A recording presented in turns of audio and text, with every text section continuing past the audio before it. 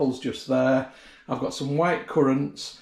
I've got gooseberries and black currants in both of these. So these are all picked from the garden or windfalls in the case of the apples. So I'm going to set the juicer up, get the fruit in and see what happens. I'm going to do what it says and fill it to within 2 to 3 centimetres of the top. So there's my pan with exactly 4 litres of tap water in it. This now goes on top and you can see it's got a little bit out of the pan there, which is for this spout, which is now protruding down there. I am going to connect it, I think, to one of my pipes up here. And then I think what I collect, I'll be able to collect into a demijohn without having to change the collection vessel over. So this is next, this is the fruit basket. And that goes on top. So you put your fruit in here. Now notice that that bit doesn't have holes in. That bit goes over that bit just there. So if I put my fruit in here, when it starts to drip liquid through, it will begin to fill this up and it will come out of here. And the liquid that drips through shouldn't drip into the bottom of the pan where the water reservoir is because of that solid bit. That's the theory anyway. So I'm going to get my fruit in. I'll start with the white currants. These have been in the freezer, incidentally, so they should break down really easily. I'm not a huge fan of white currants on their own, but they're all right when you mix them with other things. They're a bit of a bulker. And the gooseberries and black currants have also been frozen. So again, they should break down nice and easily, and I'm a big fan of both gooseberries and black currants. And again. So it holds a good amount of fruit, this. I'm quite impressed with the capacity. I'll show you. So I'm not even halfway full. I've definitely got plenty of room for my apples, so I'm going to need to chop these up now. So the apples are in various conditions. Some of them have had a bit of a bite from the resident population of jackdaws. Some of them have got bruises from falling. I'm not too concerned about that. What I'm going to do is just basically chop them down a bit. I was thinking about coring them properly, but they're so small that I think I'm going to lose so much apple that it's not going to be worthwhile me doing that. Like so. It does look good though, doesn't it? But yeah, I'm going to lose a fair bit of apple, and there's nothing wrong with that. I can still extract juice from this. So I'll take that bit out. But no, sod it, I'm going to keep all the apple. So I'm going to chuck all this in. So what I'm going to do, I think, is just to cut them down the middle, just to break them apart, so that the steam is exposed to the flesh. And in fact, I'll chop them into quarters, and it doesn't matter about the bad bits, don't worry about that. Steam sanitises everything. I'll try and avoid putting the sticky bits in if I can, but I'm not going to worry about it if they get through.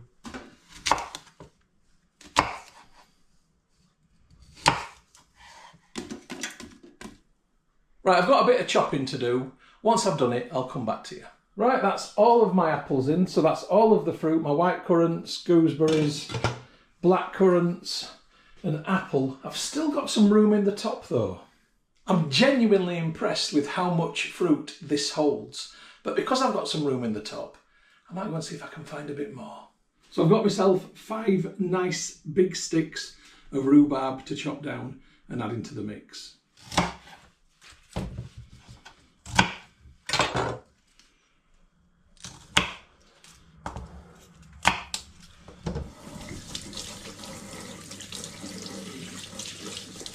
Give them a little rinse.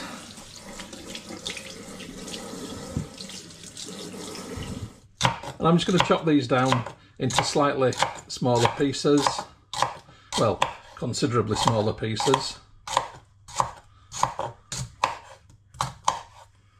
And then I'm going to put those pieces on top of my apples. I'll come back to you when they're all in. All of my rhubarb is now in there. So I think it's time to get the lid on. There's still a bit of space. I could have squeezed a bit more in, but look, this is holding a lot of fruit. So here's the silicone pipe with the metal end. I'm going to stick it into one of my siphoning tubes. If you watch my films, you'll know that I'm a home brewer. So I do have a number of siphoning tubes, and this is my trusted old favourite. And because I'm a home brewer, I've got demijohns, or carboys to you Americans. This will go in there now. I'll clip it using that. So this is the setup. There's the fruit in there.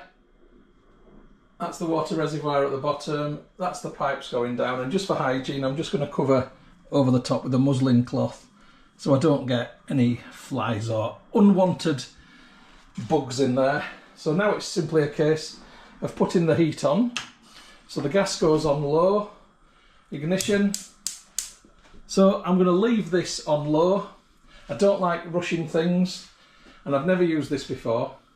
So I'm waiting now for the steam to build up, the fruit to break down, the liquid to drip out, to come down here and into the demijohn.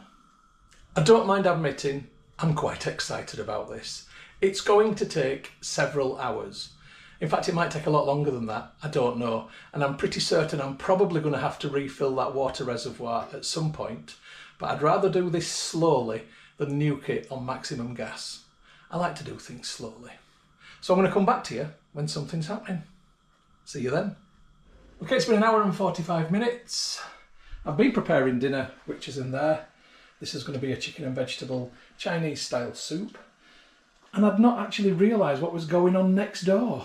So the level of fruit here has really dropped. You can see how the rhubarb is beginning to look a bit macerated. But more importantly, what is going on down here? Yes, it's happening. I am collecting the juice in the demijohn. I can't believe I missed the first drips coming out, and I've literally been stood here preparing food. But yeah, it's happening, people. Exciting. Just a little stressy update. I've just had to do some work on this because the steam that's coming out is so hot, and I'd not realised how hot it was, that the plastic pipe that it was connected to after the silicone pipe on there that was going into here couldn't tolerate the heat, and I could see that it was going to fail. So I've had to literally swap everything round, and now I'm doing this. But look at the steam coming out. You can see how hot that is. If I hadn't done this, the plastic pipe that was being held in place in the demijohn would have slipped out of the clip, and this would have been all over the floor. So I have had a bit of a drippage as I've been sorting it out, and it has been a little bit of a swear fest, but you haven't had to see that. And this is now where I am. So I've got to appreciate the fact that there's now no protection from like alien bodies getting in there. So this will probably need a simmer tomorrow to kill off any bacteria that might have got in. But at least it's all dripping now into one place. This is what I've gathered so far in the demijohn. Honestly, I can't tell what temperature that is at the minute, looking at the thermometer label on there, but it feels hot to touch, not warm, hot. And incidentally, I've just lifted the middle pan to check the water level in the bottom pan, and it's still absolutely fine. It's still at least halfway. And this has now been going for 3 hours and 45 minutes. Okay, this has now been going for 6 hours. The reservoir hasn't emptied, and it's still producing. But I need to go to bed. So I'm going to switch this off now. Okay, I've emptied the pan that it was going into, and I've turned the heat off for tonight. But this is what I've got so far after 6 hours. Okay, now this is on the lowest heat possible, but that is all pure juice. The level of the fruit in the pan has massively gone down.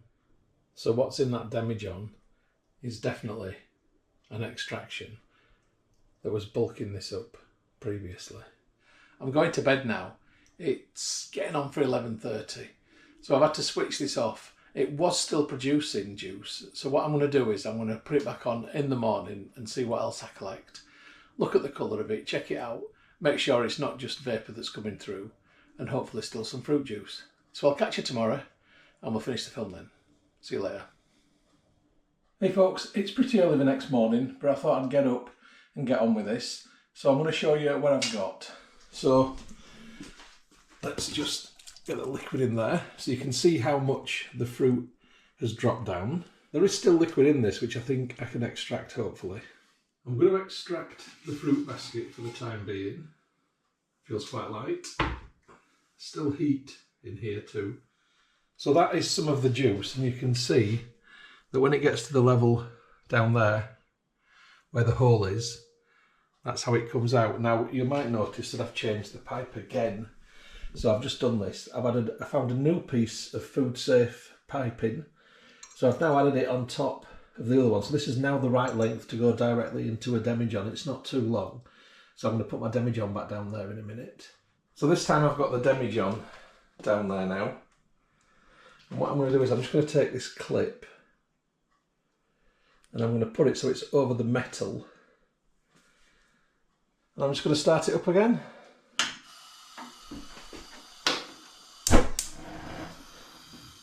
But on the low heat, like yesterday. Well, it's been going 90 minutes and I am collecting more juice.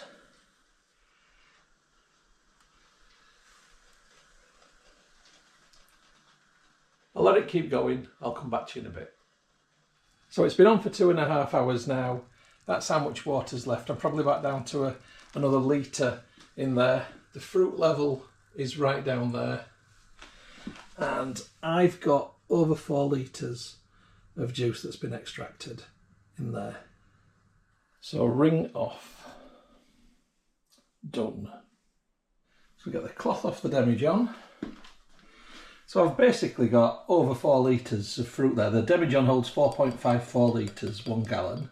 And look at all that. So essentially what I'm going to do with this is make some wine with it. Now I'm going to have to take a couple more steps before I can do that. I need to pasteurise it, just in case there's any contaminants got in there. Right, I mentioned I was going to pasteurise this. I'm also going to take a gravity reading, but I'm going to get it out of the demijohn and into the pan. I'm possibly being overcautious pasteurising it, but I'd rather be safe than sorry. After all, there was a lot of fruit went into that and a lot of effort. And this is very splashy.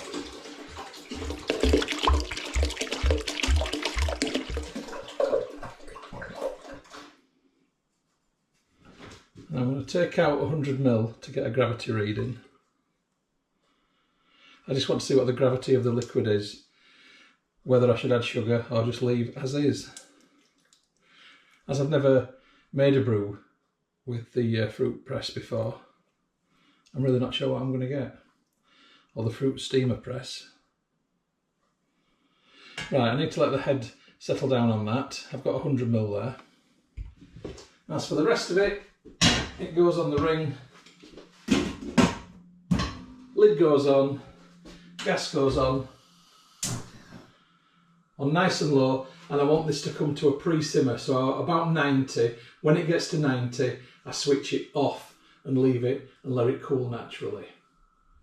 Right, I'm going to try and get the original gravity of this. So this is the pressed juice with nothing else there, or the steam pressed juice I should say. And the original gravity is very low actually. It's not enough, it's just on 1.014, 1014. That's not even worth bothering with. So I'm definitely going to put some brewing sugar into the mix. Right, it's not Colombian matching powder. I've weighed out 500 grams of dextrose monohydrate brewing sugar, and I'm going to pop that into the juice and let it dissolve as it warms up. So I'm just playing the waiting game now. I'll come back to you in a bit. Right, I've just caught that at 90 degrees, so I've turned it off, and now I'm going to leave it to cool naturally.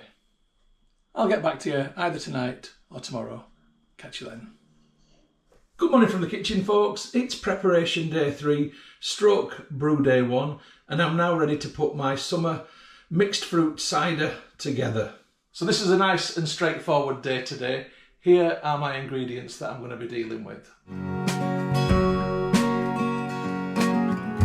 So here's the cider must with the dissolved brewing sugar in it. That's just been left overnight and it's now completely at room temperature.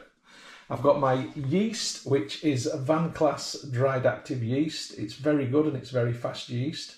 I've got yeast nutrient from Young's, and I've got pectolase to hopefully achieve a clear brew. So the hard work has been done. This is literally going to be a 10-15 minute job at the most. So So I'm going to begin by just giving this a stir in case it's separated into layers. I'm just using a cleaned soup spoon. Now I'm giving this a stir specifically because I want to take a gravity reading and I want it to be consistent with what the mixture is. Now it's got a lovely berry smell, so hopefully this is going to be a nice and fruity flavoured cider. So I want to get this out using a soup spoon, which is slightly painful, but I'm just going to fill the hydrometer tube with this. I'm not using a jug, which I really normally would do, because I haven't got one sanitised and I don't want to introduce any bacteria into the must. So I'll come back to you when I've got this filled up in a minute. Right, I've got 100 ml in my hydrometer tube. Let's have a look at the gravity. So I'll get my hydrometer in there. And that's nice and buoyant. That's good. It's a lot better than what it was. It just wasn't good enough before. And I am starting on an original gravity of 1.060 exactly. 1060. Now before I go any further, I'm just going to have a little cheeky nifter of this. This isn't going back into the brew incidentally, because me adding the brewing sugar means I've got more than a gallon anyway.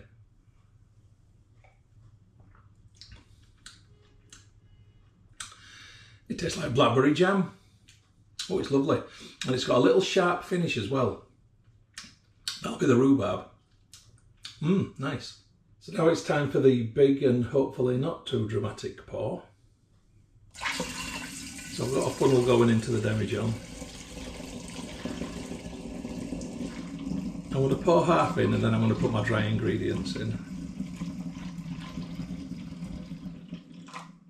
Actually, I haven't got as much as I thought I had. This must have evaporated some off. I might need what's in the hydrometer tube. Right, I'll leave it at that for the minute. Yes, I've definitely lost some through evaporation because this was virtually a gallon before I'd added the 500 grams of brewing sugar. Right, okay, that's an interesting lesson learned then. So that's currently the space in the demijohn, and that's all I've got left in there. I imagine it's probably going to take me to maybe there if I'm lucky, but possibly only there. If that happens, then I might have to look at adding something else. So I shan't put my yeast in for the time being, but what I will do is add the pectolase and the yeast nutrient. So small dry funnel for this.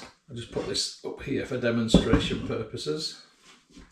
So in terms of yeast nutrient, I'm going to add 2 rounded teaspoonfuls in there. There should be plenty of nutrient in this because of the fruit matter, so I'm not overly concerned that it's not going to be nutritious enough for the yeast. Now there's going to be a ton of pectic enzymes in there, absolutely loads. It's going to be very cloudy. I am going, ooh, can't get my teaspoon in. Right, I'm just going to have to shake it. 1 teaspoon, 2 teaspoons, that'll do. Right, so I'm just going to give that a little mix around. It might or it might not have any impact, and to be honest it's so dark, whether I'll be able to see through it or not is possibly something that doesn't really matter. Right, I'm going to get the rest of the liquid in and see where I am. Yeah, I've never lost that much through evaporation before. I'm genuinely surprised by that.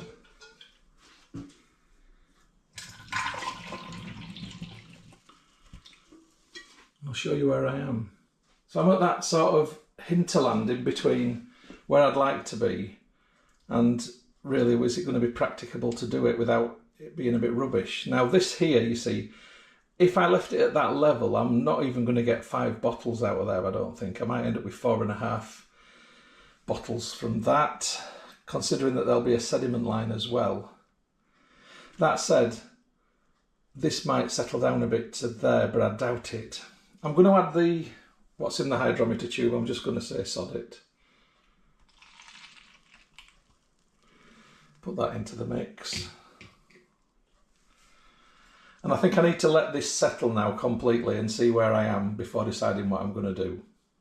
So I've got 2 choices. I either put the yeast in and let it go as it is, or I top it up with some apple juice from concentrate and then take another original gravity reading. I'll get back to you when I've decided what I'm going to do. Hey folks, I'm back. It's actually 2.5 hours later and the froth really hasn't subsided. It just doesn't want to go. I'm just going to leave it as is, I think. So I would normally like my demijohn to be quite a lot fuller. And I know some people go, oh no, it's going to blow out the top, but that doesn't bother me in the slightest if it does that. I like to try and think I'm going to get as much out of there as possible because it's only a small fermentation vessel. So I'm probably going to end up, if I'm lucky, with 5 bottles, but I suspect 4.5, looking at the sediment line, which is already developing within that. So I'm just going to get my yeast in now and crack on. I think most brewers would be quite fine with it as it currently is. Get my funnel in. And that roaring sound in the background is a Ryanair 737, which has just taken off from Leeds, Bradford. Right, yeast is. I'm going to put, let's have 1 rounded teaspoonful. And then let's go for a 1/2 teaspoonful on top of that. I think that'll be just fine. Now that yeast is going to activate quickly and this will be a fast fermenter. It's warm. We've at last having a summer in this country. It's taken a while. And this yeast is really good yeast. It's really fast yeast. I wouldn't be surprised if I was bottling this before brew day 20. Wouldn't surprise me in the slightest, but let's see. So I'm just going to agitate this so the yeast sinks into place.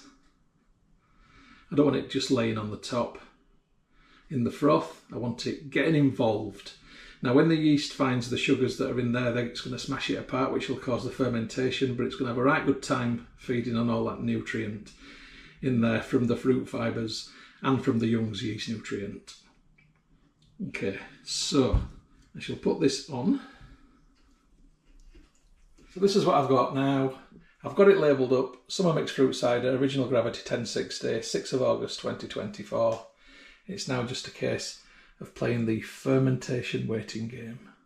I'm going to move this into my living room because it's quite nice and warm in there, and I'll come back to you when I start to see activity in the airlock. So I'll see you then. So Brew Day 1 update. It's 26.2 degrees in the living room at 7 o'clock in the evening, and this is now fermenting. That foam on top has developed into a krausen, and we've got bubbles in the airlock. All good. Well, it's still Brew Day 1, a bit later, and things have got just a little bit excited, as you can see. No drama, so this is just basically a blow through. This is where the krausen on top just gets pushed up through the pressure from the CO2 and out of the airlock. Easy to deal with. So I'm just going to take the airlock out. Got my tap just here. I'm going to put it on nice and gentle stream. Run it through the airlock. Wash all that gunk off it on the outside and turn the airlock upside down and run it through it from the other side as well. Get all the gunk out of there. You need to get it out, otherwise it'll go black inside the airlock. Nice and clean. So half fill it like so, and then this stuff on top can come off. And I want to push the airlock back in. It's going to blow through again, it doesn't matter. I'll just repeat the process tomorrow. In fact, what I could do actually is just get a little knife and just remove some of the stuff from around the neck. There. There's less of a wall of foam there now, so that can now go back in the top. And I'm just going to take this and I want to put the tap back on. I'm going to change it into the shower mode, rinse the demijohn. That's it. It's no big drama. Sorted. So because it's likely to blow through again, I'm going to leave it in the kitchen on the drainer overnight. But that is now looking nice and healthy to me. And yeah, it is going to blow through again, look, you can see. It doesn't matter though, I'll just repeat it in the morning when I get up. So when I get up, it'll be the same scenario. It's fine, it doesn't matter. Good night. And Brew Day 2, and repeat.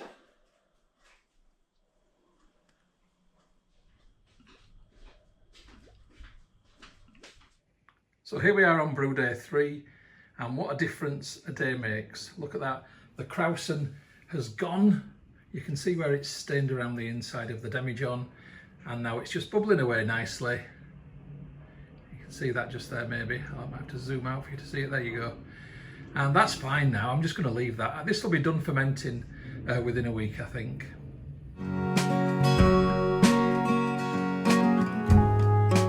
Good morning from the kitchen, folks. Summer definitely has arrived. It's a hot one today. It's only 10 past 10 in the morning and it's approaching 26 degrees outside. Yeah, it's going to be the hottest day of the year. Anyway, I want to go back to my summer mixed fruit cider and I'll show you why. This is what it currently looks like. I'm not happy with the amount of headspace. At the minute it's fine because it's producing CO2, which will protect it. But at some point it's going to stop producing CO2. And whilst it should still be just CO2 in there and it should be fine, it's not good practice to leave that much headspace because I can't guarantee that I'm never going to get any sort of internal leakage from that bung. So what I'm going to do is I'm going to minimise this headspace by adding some apple juice from concentrate. This means I need to take an interim gravity reading, work out the alcohol by volume, add the apple juice, and then take another gravity reading before leaving it to finish the process. It makes it a little bit more complicated with the maths, but you know, it's not that bad. I'll talk you through it anyway. So first things first, I want to extract 100ml to take an interim gravity reading. I'm not going to pour that back in because I'm putting the apple juice in and I've got a litre. So there's no point in risking extra cross-contamination. So I'm just going to pour that in.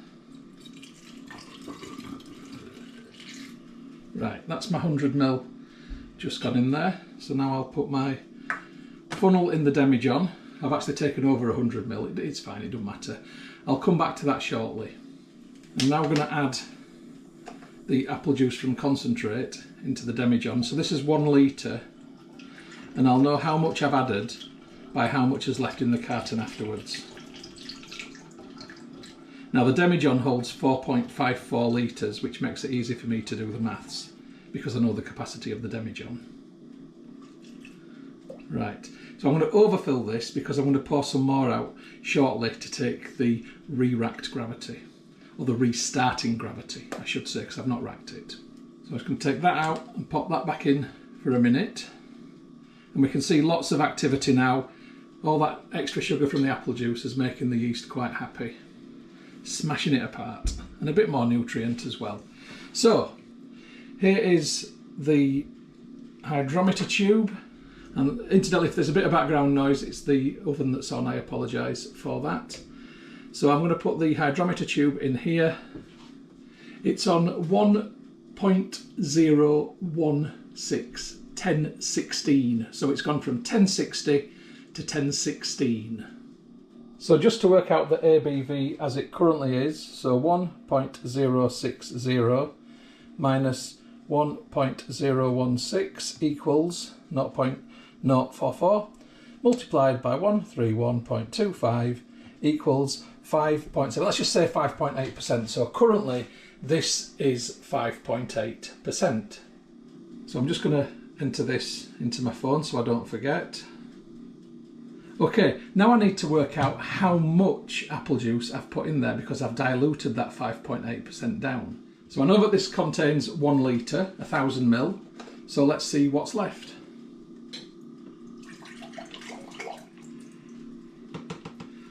Put that on a flat surface. And I've actually got exactly 250ml in there now, so that means I've put 750ml of apple juice in there. So I'm just going to have a little nifter of this, see what it's like.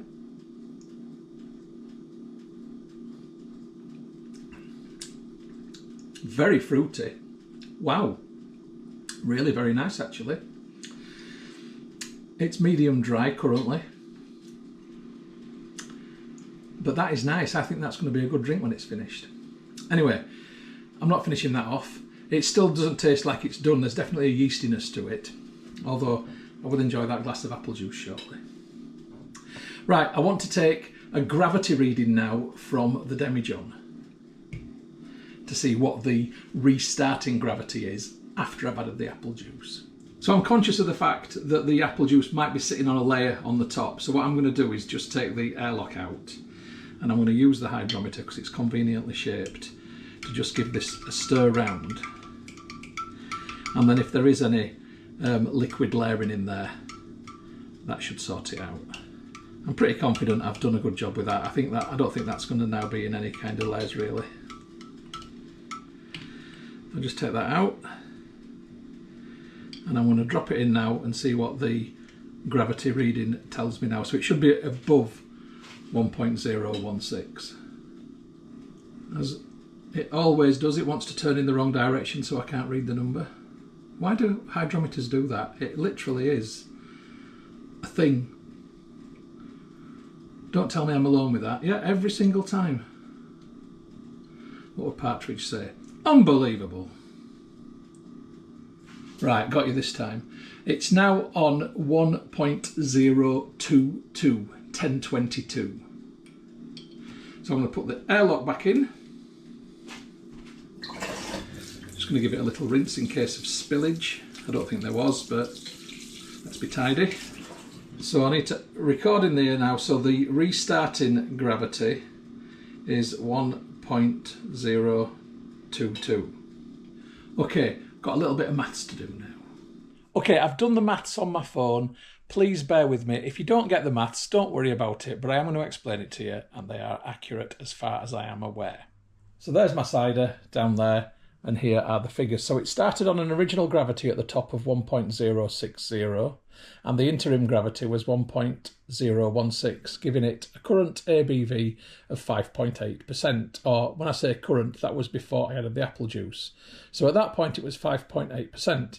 Then I added 0.75 litres, which is 750 ml of apple juice, to 3.79 litres of cider. So if that holds 4.54 litres, and I filled it up with 0.75 litres, then all I do is take 4.54 and deduct 0.75 to get the 3.79 litres. So that's how much cider must was in there before I added the apple juice. That means that there's a physical dilution ratio of 19.8%. So 0.75 divided by 3.79 times 100 equals 19.8%. So if the physical dilution ratio is 19.8%, then I need to reduce the 5.8% ABV by that same 19.8%. Now, 19.8 is 20% essentially, so it's a fifth. So the ABV of 5.8% needs reducing by a fifth. So 5.8 divided by 5 equals 1.16. And then I deduct the 1.16 from the 5.8% ABV, and that equals 4.64%. So after me adding the apple juice, what is in the demijohn is now 4.64%. Now I've restarted it and it's on 1.022.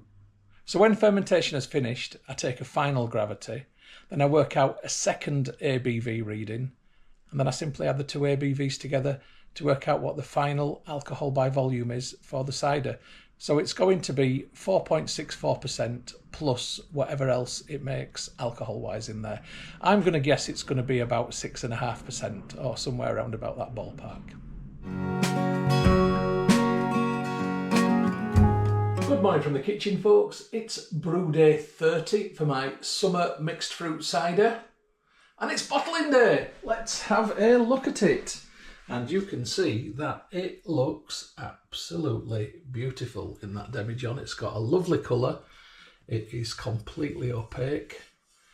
And it is ready to go out of there and into these.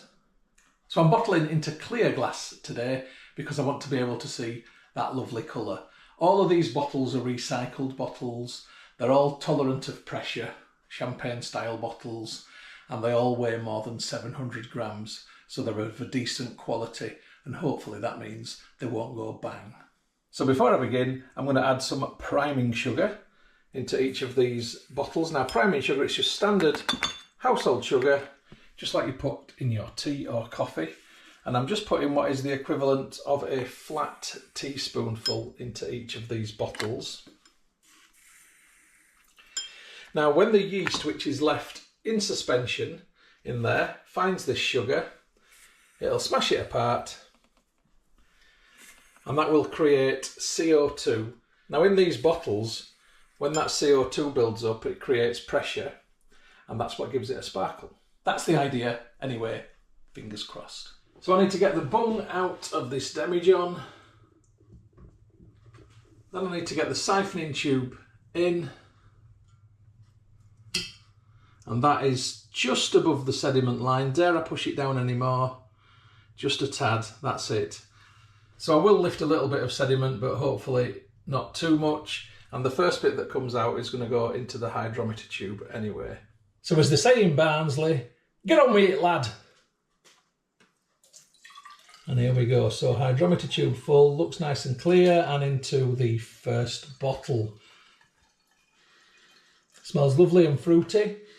Definite cider vibes. And I think I'm getting a bit of berry off that as well.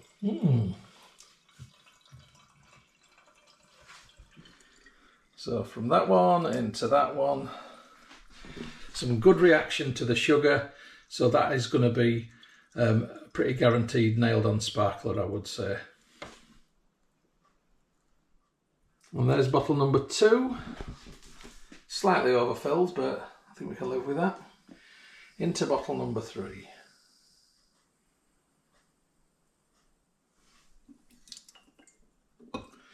And bottle number 4.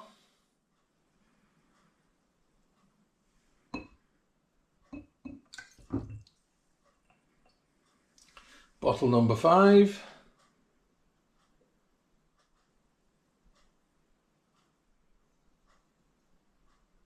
And into bottle number 6. Slightly overfilled that one, so if I don't quite fill bottle number 6, I can always borrow a little bit out of that one and that one. And also I can probably nick a bit out of the hydrometer tube. Let's see what happens. And there we go, bubbles in the siphoning tube. Tells me that's over. So working out the alcohol by volume for this one's going to be a little bit more complex because of what I did before, but no bother. And when I say what I did before, I mean the racking and topping up. So what am I going to finish on? It hasn't gone as low as I thought it might do, actually. I'm not disappointed, but I'm slightly surprised, actually. I thought this would have gone all the way.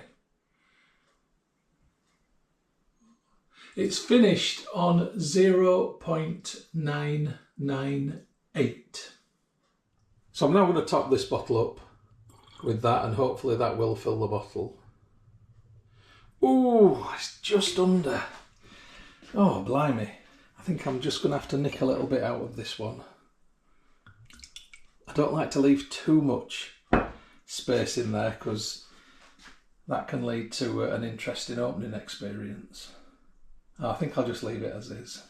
Okay, I've tinkered around a little bit more, and each one's now got a tiny bit less, and that's got a tiny bit more in. I think it'll be fine. So it's time to get the bungs in place. Now these have been plastic bungs which have been softening in hot water to make them more malleable and to give them a final sanitize. And that gets pushed in like so. And then I need to add a cage. Here is a cage that goes on top. I pull the cage down and then I twist it, and I keep twisting it until it is nice and secure, and so I know that that bung isn't going to raise out of there any further. So when the CO2 builds up in here from that sugar being smashed apart by the yeast which is left in suspension, pressure builds up. Without this cage, that bung goes pew. Okay, we don't want that to happen, do we? So this is now one that's done. I've got 5 more to go. I'll come back to you when I've done them. Right, that's all the bottles bunged and caged. I'm just going to give them a little rinse. Get all the sticky off the outside. There we go. Right, I'm going to let these dry off. Let's work out what the final alcohol by volume is.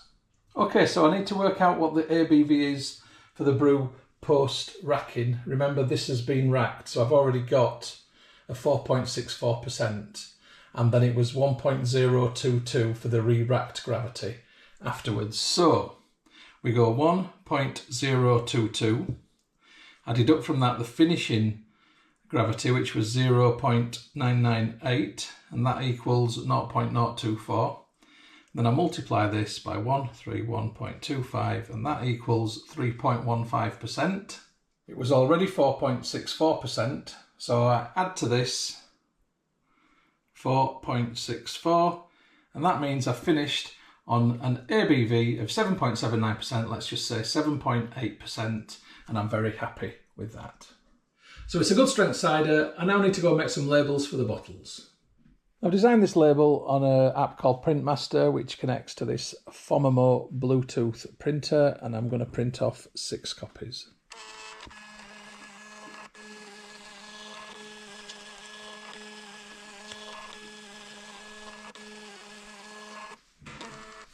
It's right fancy. Right, let's get them bottles labelled. 1 down, 5 to go. Back in a sec. And there they are, like 6 bottles of summer happiness. You Reds!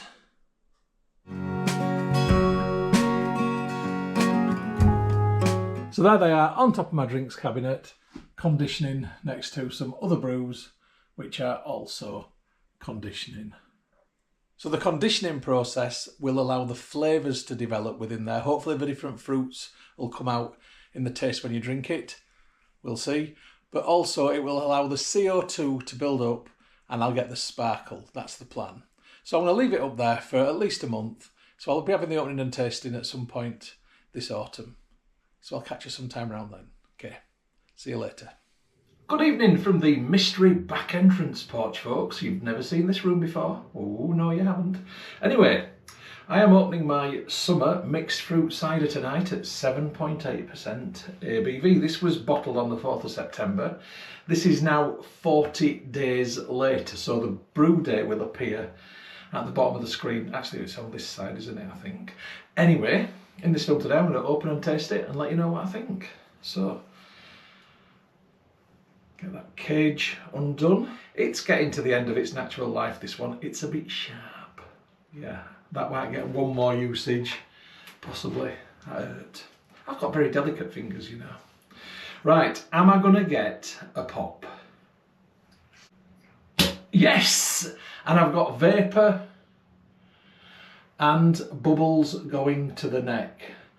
Great stuff. Right, let's have a look. I've just washed this glass out, get any excess water out. So let's see what it looks like in the glass. It looks good. It looks like a cider should. Oh, very generous, Stuart. Looking after yourself, sir? Oh yes, suits you, sir. Right, let's just have a quick look at that. I think we can say that that is a very good looking cider. So, what does it smell like? It smells like a cider. It smells like a very good looking cider. Mmm. Ravishing. Yeah, it just smells like a decent cider, to be honest. Right, let's see what it tastes like.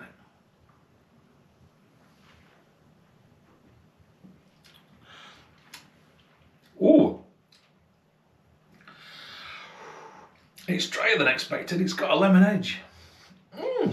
Gosh. There's all sorts going on there. I'm not quite sure what I think of that. I think I need to have another slurp. There's something very acidic or sharp in there. I can't remember what the ingredients were. It's like it's got a bit of wet dog in it. Can't be that bad. No, come on. Think about what you're tasting. Oh, gosh. Do you know, I really don't know what I think about this. On the one hand, it's got a fruitiness. On the other hand, it's got a dry acidicness. And on the other hand, it's got a dull woodiness. It's not one of my best brews, I'm going to be completely honest with you. I mean, it looks smashing. Maybe I'll get used to it.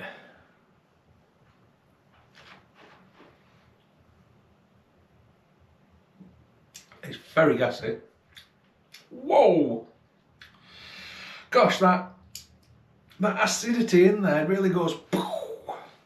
I'm about Gaviscon tonight, I'll tell thee. Blow me now. It's like somebody's squeezed a lemon into it. I can't remember what the ingredients were. I need to re-watch the film myself to understand that. So I'm opening this cold without having watched the film through. Just to put you in the picture, I'm actually in Flamborough, which is why you've never seen this mystery entrance porch before.